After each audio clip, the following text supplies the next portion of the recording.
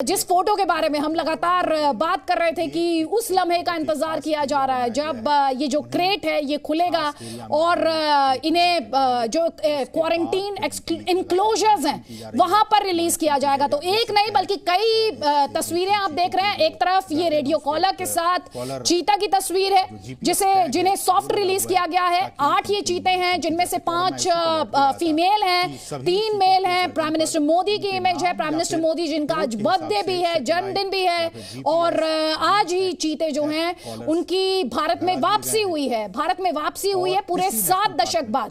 तो इस वक्त कई तस्वीरें लगातार आप देख रहे हैं चेंज होते हुए। प्राइम मिनिस्टर मोदी जब पहुंचे हैं वहां पर इन्हें सॉफ्ट रिलीज करने के लिए एक लीवर प्राइम मिनिस्टर के हाथ में आपको यहां पर दिखाई दे रहा है, जिसके बाद ये जो वुडन क्रेट है उससे लेपर्ड माफ कीजिएगा चीता जो है वो बाहर निकल कर आता है कूनो पार्क से। ये तस्वीरें हम आप तक पहुंचा रहे हैं और साथ ही प्रधानमंत्री के हाथ में ये कैमरा उसे भी कैप्चर करने की, इस मोमेंट को कैप्चर करने की कोशिश। और ये जो चीता है उसकी गर्दन पर अगर आप देखें तो वो रेडियो कॉलर जो कि लगातार सुर्खियों में रहा, नामीबिया से ये जो चीते हैं लाए गए हैं। और बड़ा चैलेंज जो आने वाला है वो है इनके एक्लिमेटाइजेशन को लेकर। हालांकि ये कहा जा रहा है कि कूनो नेशनल पार्क में जो क्लाइमेट है और जो नामीबिया का जो क्लाइमेट है उसमें बहुत ज्यादा फर्क या अंतर नहीं है।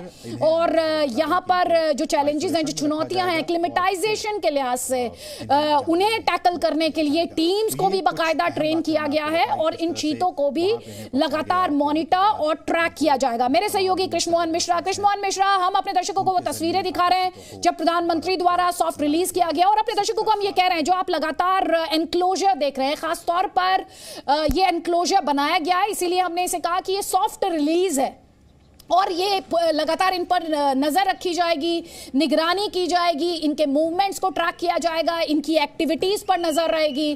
तो कई तस्वीरें हम अपने दर्शकों तक लगातार कृष्णमोहन मिश्रा पहुंचा रहे हैं, लेकिन ये अपने आप में हिस्टोरिक ये देखते हुए कि अभी तक जू में एनिमल्स को लाया जाता था लेकिन यहां पर कोशिश है रिलोकेशन की और अब इंतजार उस दिन का रहेगा जब ये यहां पर प्रॉपरली एक्लिमेटाइज करके इन्हें जंगलों में छोड़ा जा सके।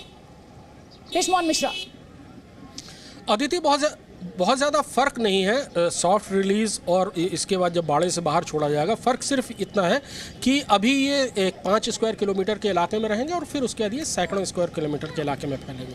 सॉफ्ट रिलीज़ इसलिए ज़रूरी होती है क्योंकि एक तो उनको थोड़ा सा क्वारंटीन हो जाए। हालांकि वहाँ से चलते समय उनकी सारे टेस्ट किए गए हैं, किसी किस्म की बीमारी नहीं है, इनके सर्टिफिकेट्स हैं, लेकिन उसके बाद भी कोई चीज़ उन्होंने डेवलप ना की हो जो वहाँ ना पकड़ पाए हों, इसलिए उनको रखा जाता है। 4 से 6 हफ्ते में वो थोड़ा सा यहाँ के जानवरों के साथ यहाँ के जो उनका शिकार है, जो उनकी खुराक है, उसको हासिल करने में कामयाब होने लगे और फिर उसके बाद उनको छोड़ दिया जाएगा। चीते की एक कुदरती उसमें एक आदत होती है कि वो एक ऊंची जगह ढूंढता है जहाँ से वो सर्वे करता है अपने इलाके का।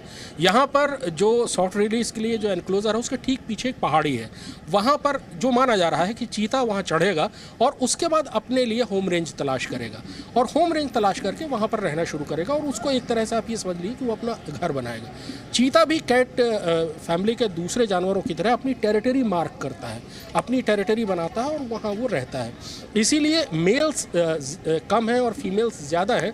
बाद में फीमेल जो चीता है, मादा चीता है, उनको छोड़ा जाएगा और वो उन होम रेंजेस में अपने अपने हिसाब से जो उनको पसंद आएगी वहाँ पर रहना शुरू करेंगे।